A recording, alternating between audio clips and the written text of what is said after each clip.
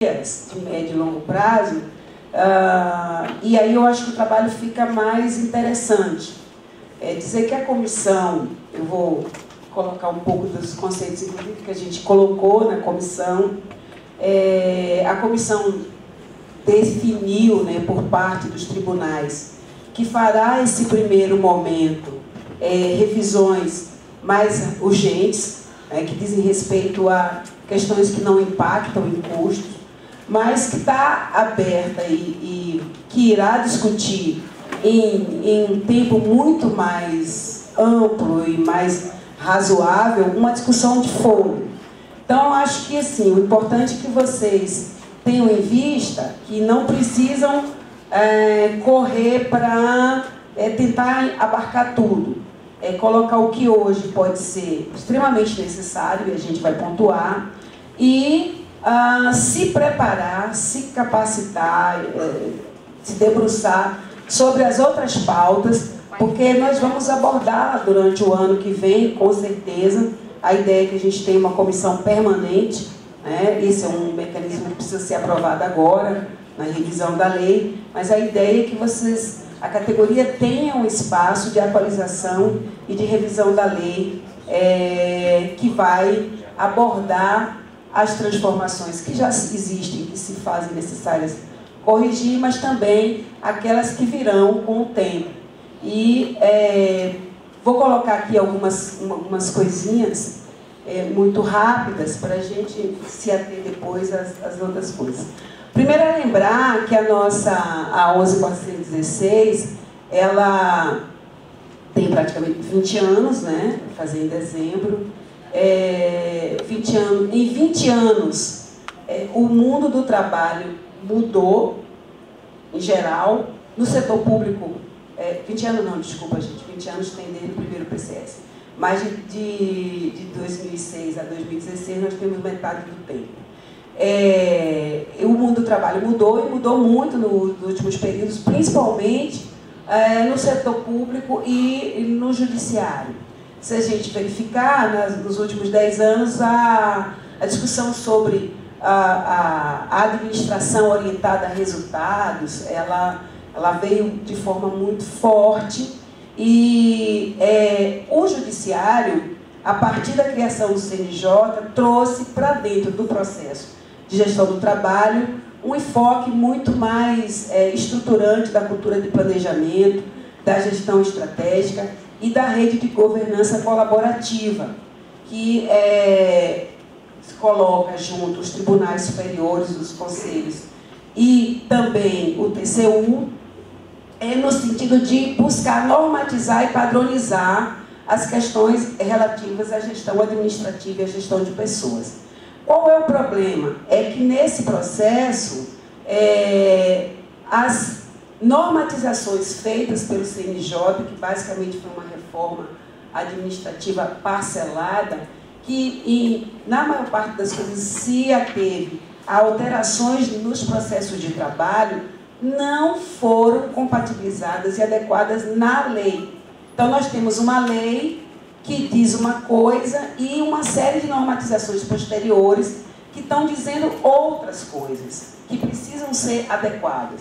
É bom lembrar que o processo da estruturação das ferramentas de tecnologia de informação e comunicação trouxeram para dentro do judiciário uma mudança muito veloz do processo de trabalho, com a entrada da informatização.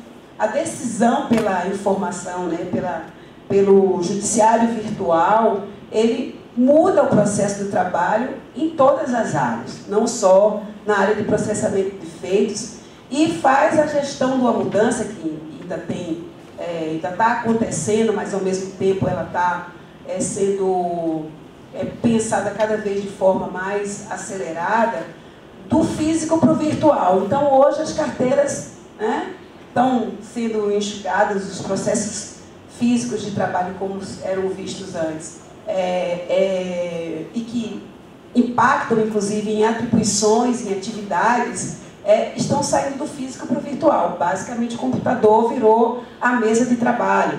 E não só o desktop, aquele da mesa, né? os notebooks, os tablets, os smartphones. Então, você automaticamente também tem uma mudança do processo de trabalho do local para o remoto.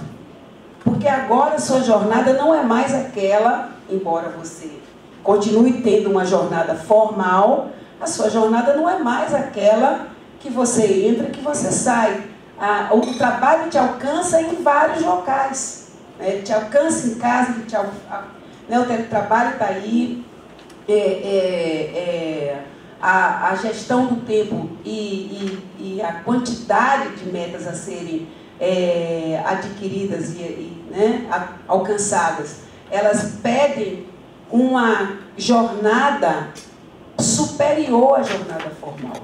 Então, hoje, o mecanismo de mudança, sem uma adequação dos processos, né, de gestão do tempo e tudo mais, estão levando sobrecarga, estão levando adoecimento, e isso não está sendo compatibilizado. Não adianta o CNJ ter uma comissão de saúde para discutir o adoecimento e o afastamento dos servidores, né, dos processos de trabalho, mais focado hoje talvez nos juízes, e não ter isso previsto como uma parte importante do processo de trabalho, de como que vamos organizar. Então, a virtualização é um catalisador de mudança. A questão dos novos olhares de gestão, então vem aí a gestão por competência um novo olhar sobre o que deveria ser a captação e o desenvolvimento dos servidores. Se por um lado existe uma ideia de envolvimento em processos de formação e também de certificação de competências dos servidores, né, em prazo e alguns prazos vencidos, inclusive para que os tribunais implantem gestão por competência. Alguns já fizeram, outros não. Só que gestão é essa? Como é que a gente, né, se encaixou nesse processo? O que a gente acha do que é a gestão por competência? E isso o CNJ normatizou, e normatizou inclusive por dentro da questão de gestão de pessoas, que é basicamente um processo de como se fosse uma organização da gestão do trabalho, que deveria estar no plano de carreira e não está, porque não teve também a nossa participação. Então, nós temos estruturas antigas e processos novos funcionando.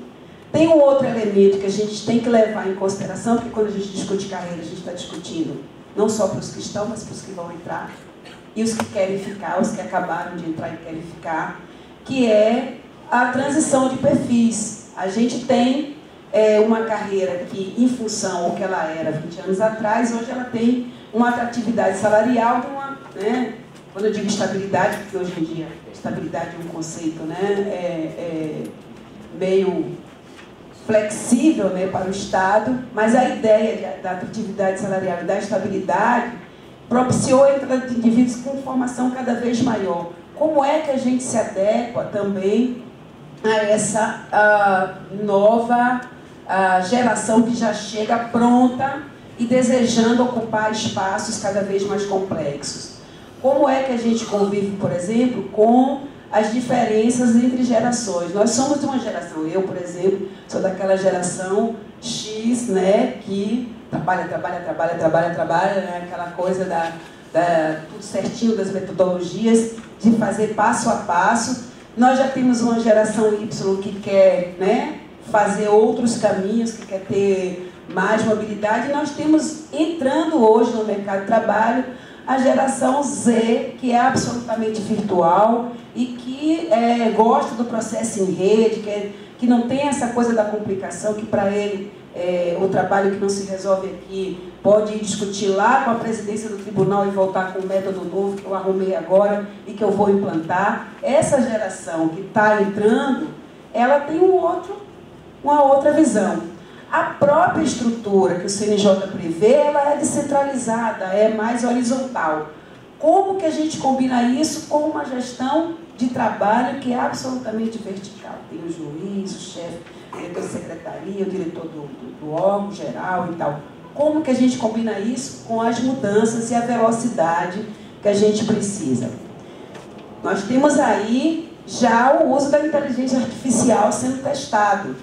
Então, o que hoje virou... Antigamente a gente tinha muitos processos e a necessidade de buscar as sentenças, de combinar o que já tinha de acordo, o que já tinha para a construção de um processamento de feitos, uma pesquisa.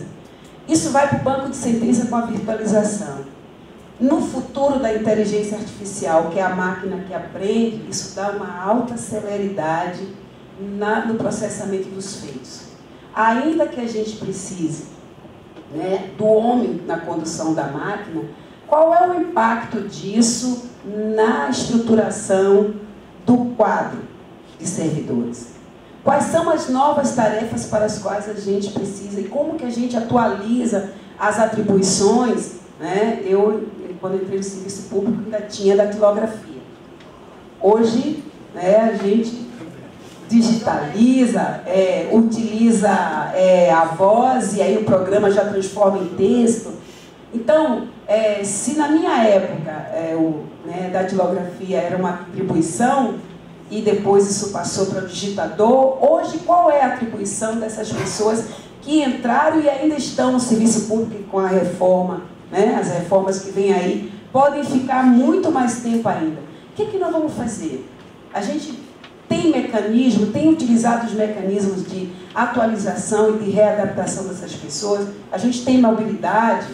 A gente estava conversando ali, o companheiro, falando assim, agora o administrativo está tendo que mandar a gente para a área de atribuição da área judiciária, porque tem, primeiro, a questão do fortalecimento do primeiro grau, que trabalhou um dimensionamento que deveria constar da legislação de carreira, que deveria ser discutido qual é a melhor matriz de alocação de vagas, e o CNJ decidiu sozinho.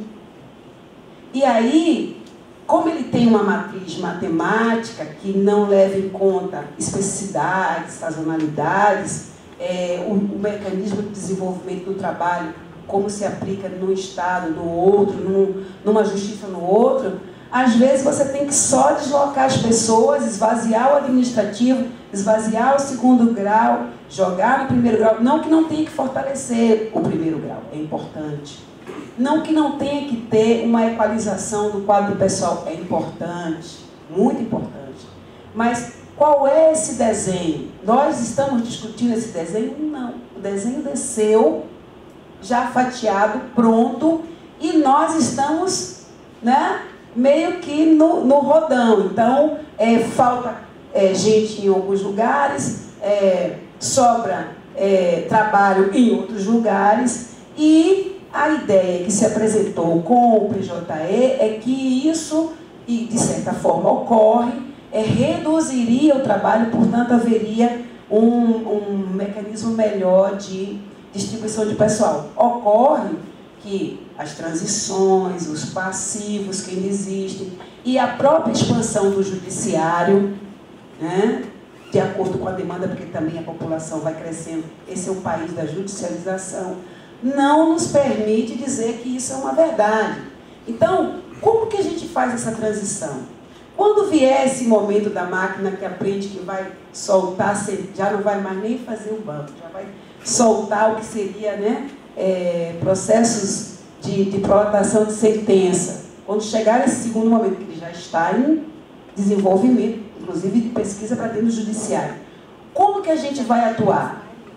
Né? Então, assim, para onde nós vamos é o que nós precisamos discutir. E isso não se faz nem em 2 dias, nem em 3 meses. Por isso que a própria comissão entendeu a necessidade de fazer um segundo momento, de desdobramento grande, de fôlego, de como que nós vamos modernizar esta carreira. Como que seremos uma carreira e qual o papel dos trabalhadores nessa carreira. E é por isso que o que eu coloco aqui é que nós estamos diante do desafio. Mais do que pensar o que nós queremos do ponto de vista específico de cada fazer, o que queremos coletivamente enquanto servidores do judiciário. Esses desafios, eles estão colocados nesse sentido de esse caminho da gestão de pessoas, ele tem que necessariamente trabalhar uma atualização e uma modernização da legislação da carreira, que hoje que nós temos é a 11.416. Então, veja, nós temos uma situação muito específica. Em vários lugares não existe mais auxiliares. Não se abre concurso, aliás, para lugar nenhum. Mas ele ainda está na lei. Ao mesmo tempo, nós temos atividades permanentes de nível médio e nós temos uma deliberação de mudança que é justa, legítima, em função da alteração do processo de trabalho, do cargo que existe hoje de nível médio e que vai para nível superior. Então, o cargo de técnico sobe, e aí nós temos que resolver um problema, não só dos auxiliares que ficaram, que ainda existe, o que é que nós vamos fazer com eles, e das atividades permanentes de nível médio que não poderão ser incorporadas ao momento de alteração das atribuições, como as áreas especializadas. Isso a gente tem que discutir e pensar para fazer o movimento. Nós estamos assim, existe encruzilhada entre criar um novo plano, então nós vamos nos debruçar, escrever e atualizar o que temos. Existe o primeiro momento de atualizar o que temos com mecanismos que nos permitam escrever o novo. Então, o que é que eu preciso hoje? De um mecanismo permanente de atualização. Eu tenho que garantir que eu vou ter um espaço de atualização permanente. E isso a gente está disputando na comissão, que é um comitê permanente de normatização da carreira. Isso não tem custo, mas isso tem um benefício altíssimo, por exemplo, para a categoria. Garante a necessidade e a obrigação da revisão da lei e da alteração da lei ao longo da vida. Enquanto tiver servidor no Poder Judiciário, tem carreira, tem uma comissão. Dizer que a carreira é uma construção pessoal e por isso a gente não pode ter hoje uma discussão de carreira que seja cada qual, né? Você entrou aqui, você fica aqui até o resto da vida. Isso é uma discussão de carreira superada, ou seja, as carreiras estanques. Você pode e deve se capacitar para ser, dentro da necessidade institucional, do seu perfil e da sua habilidade, o máximo do que você puder alcançar. E a carreira, o plano, é um instrumento que tem que reger esse desenvolvimento, que tem que garantir para as pessoas que querem, que desejam e que vão chegar lá, mecanismo de desenvolvimento para ser e estar nas áreas onde elas puderem desenvolver o melhor do seu trabalho e que a instituição precisa. Então, como é que a instituição retém talento? Dando a eles a chance de fazer o que eles desejam. Por isso que são dinâmicos. Por isso que você não faz uma lei hoje e ela se encerrou hoje. A não ser que você queira estar na situação que a gente está hoje. A lei de 2016, que já foi uma lei tímida, né, com poucos mecanismos, hoje é uma lei superada. Então, já falei da implantação da gestão de competências e a questão da necessidade da gente repensar, né, para, inclusive, construir mecanismos corretos, né, de valorização das competências e das habilidades, né, que as pessoas precisam ter. A adequação dos projetos de desenvolvimento no projeto da organização, porque se a gente disser... Primeira coisa que a gente tem que saber é que carreira é um mecanismo de gestão institucional. Não vai ter uma carreira que seja só a cara do servidor. Ela precisa primeiro, né, dar a instituição que a instituição precisa. Então, tem que ser o melhor para nós dentro do que a instituição precisa. Uma carreira que seja atrativa, que possa reter talentos e precisa de mobilidade e flexibilidade de escolhas. E é isso. Quando a gente entra, e o interessante, quer dizer o seguinte, a gente faz concurso para o TRE, ou para o TRT, ou para a Justiça Federal, mas existe uma transversalidade no fazer. Por exemplo, quem trabalha em folha de pagamento pode trabalhar na Justiça do Trabalho, na Justiça Federal, na Justiça Eleitoral. Não pode, Lúcia? Pode. O oficial de justiça pode ser na Justiça do Trabalho, na Justiça Federal, aonde, né? Até na eleitoral, que hoje existe a DOC, porque não tem cargo lá, ele pode. O fazer dele se alterou? Não. O fazer do médico se altera dependendo da justiça? Não. Então, por que a gente não pode ter mobilidade plena?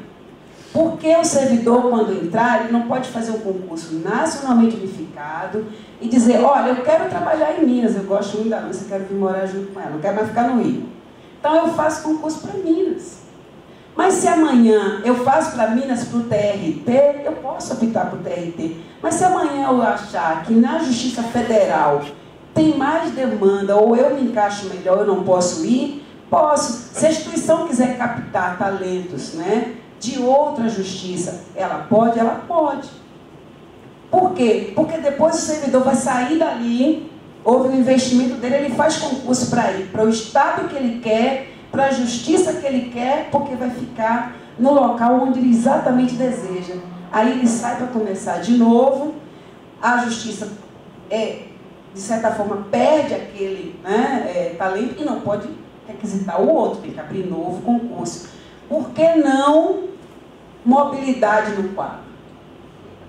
Eu vou até além.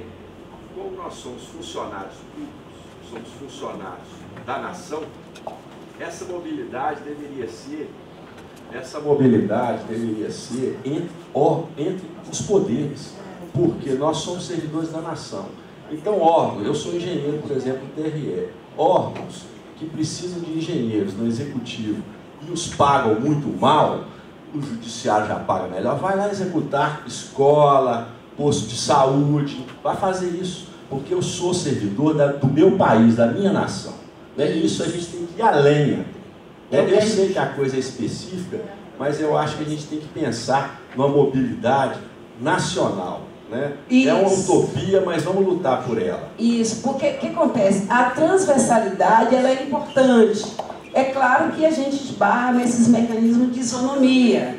Então, se a gente pudesse pensar do ponto de vista de não haver perda, né, e também da necessidade junto com a disponibilidade do servidor para fazer isso, isso é um debate mais além.